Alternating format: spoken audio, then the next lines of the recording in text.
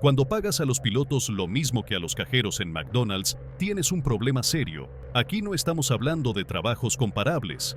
Uno requiere poca o ninguna experiencia previa, mientras que el otro exige una licencia, cientos de miles de dólares en formación y 1.500 horas de vuelo.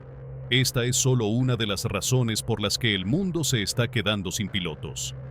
En Estados Unidos se está desarrollando un fenómeno alarmante.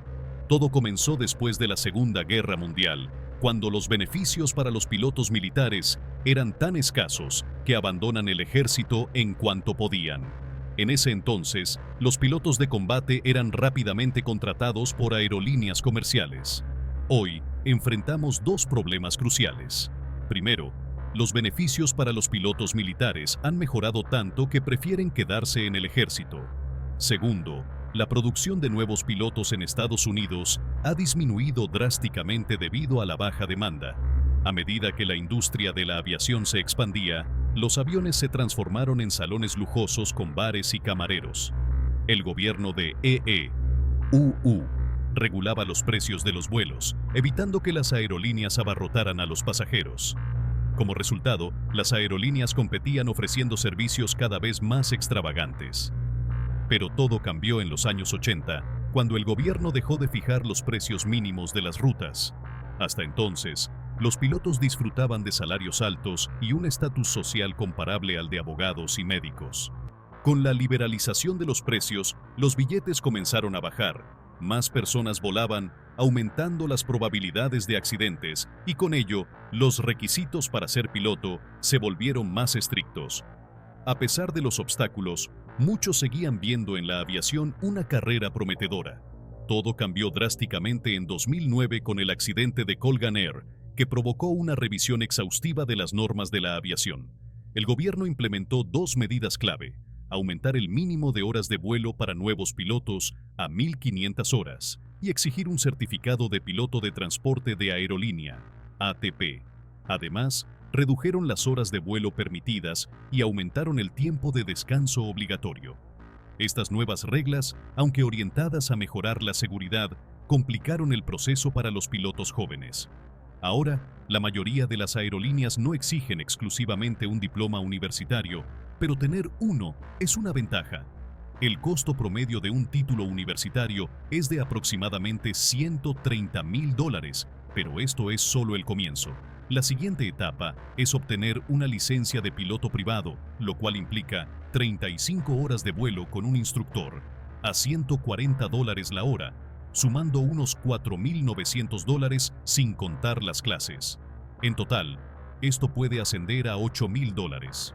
Luego vienen las 15 horas de instrucción para la habilitación de instrumentos, que cuesta unos $900. Y eso no es todo. Necesitas 215 horas de vuelo adicionales, llevando el total a unos $23.500, sin incluir gastos adicionales como libros y transporte. Todo esto suma unos $80,000. Después de obtener tu título universitario, esto suma un total de $210,000. Y aún necesitas obtener tu licencia de piloto de transporte aeroportuario, ATP. Aquí es donde empieza el verdadero desafío. Con 1.500 horas de vuelo adicionales, requeridas antes de poder aspirar a un trabajo en una aerolínea principal como Delta, United o American, la carga financiera se vuelve inmensa. Si tienes que pagar las tarifas de alquiler, podrías gastar otros $136,000. Alternativamente, podrías trabajar en puestos que no requieren un ATP, como instructor de vuelo o pilotando aviones de paracaidismo. Pero incluso después de 25 años de arduo trabajo, podrías empezar en una aerolínea regional como SkyWest con un salario inicial de solo $30,000 al año, mientras enfrentas una deuda monumental de $210,000. SkyWest opera aviones para Delta, United y American, pero solo con menos de 76 asientos. La razón por la que estas aerolíneas no contratan directamente y eliminan a los intermediarios se reduce a la asequibilidad. Los pilotos veteranos, que ganan hasta $400,000, nunca permitirían que United Airlines contratara a un piloto por $30,000. Así, las aerolíneas recurren a operadores regionales para mantener los costos bajos, aunque el precio por pasajero sea más alto. Comparando salarios, un oficial de primer año en American Airlines gana $88 por hora de vuelo, mientras que uno en SkyWest gana $37. Esta disparidad explica por qué los boletos regionales son tan baratos. Incluso si los pilotos de SkyWest recibieran un salario más alto, el costo adicional se trasladaría a los precios de los boletos, disminuyendo la demanda. A pesar de las dificultades financieras, este es un punto de entrada para los pilotos. Trabajar en una aerolínea regional puede abrir la puerta a una aerolínea principal y a salarios significativamente más altos. Un oficial de primer año en una aerolínea principal puede ganar $100,000 anuales. Y después de 12 años, este salario puede aumentar a $204,000. Los capitanes de aviones de fuselaje ancho pueden ganar hasta $400,000 anuales en su 12º año.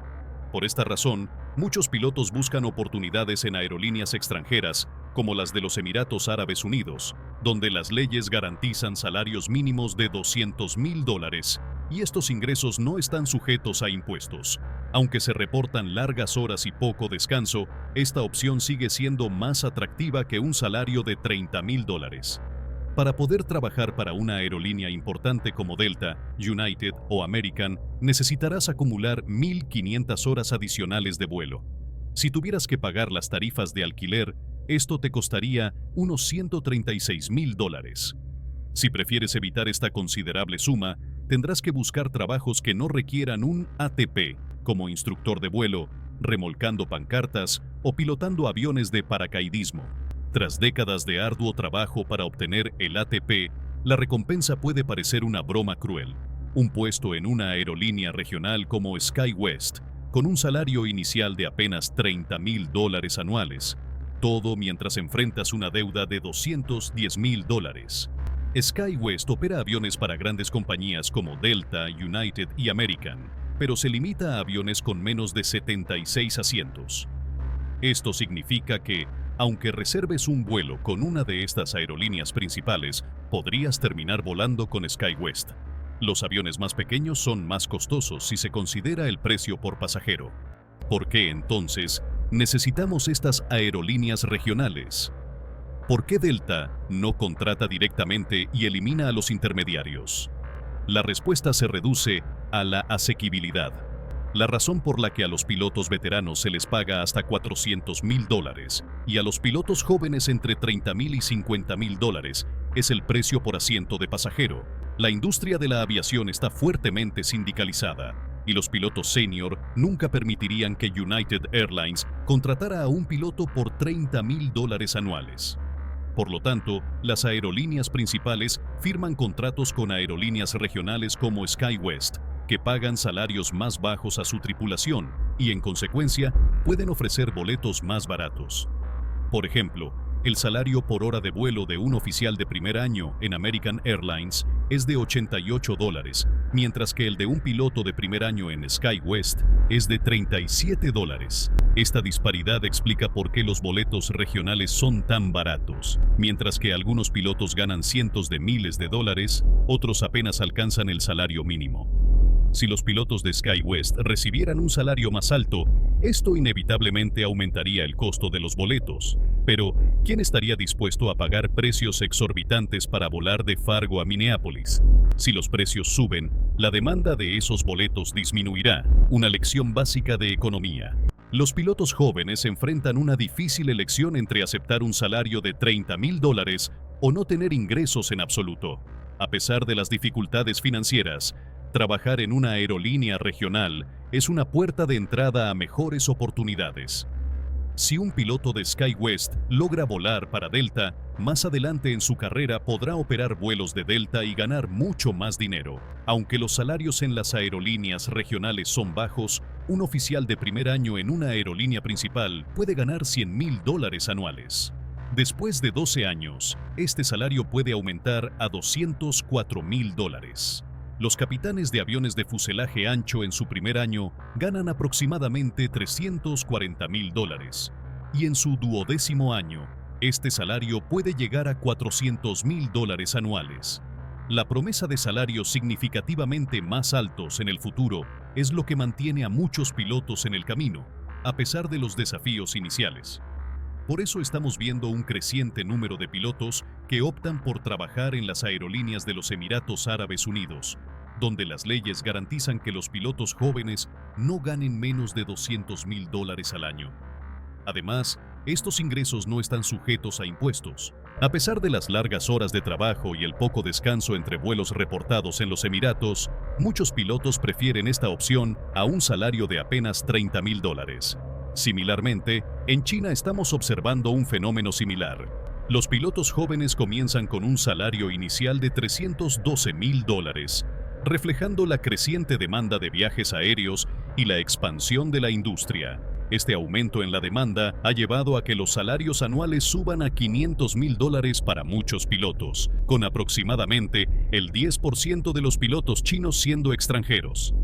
A pesar de estos altos salarios, las aerolíneas globales aún enfrentan desafíos significativos para reclutar suficientes pilotos. Este problema ha impulsado la investigación hacia la creación de cabinas completamente automatizadas, que podrían operar con solo un piloto durante todo el vuelo. Aunque algunos argumentan que las cabinas actuales de los aviones de fuselaje ancho ya están altamente automatizadas, la automatización completa podría potencialmente ahorrar a las aerolíneas alrededor de $20,000 por vuelo en viajes internacionales de regreso. Los aficionados a la aviación estarán atentos a futuras innovaciones en este campo.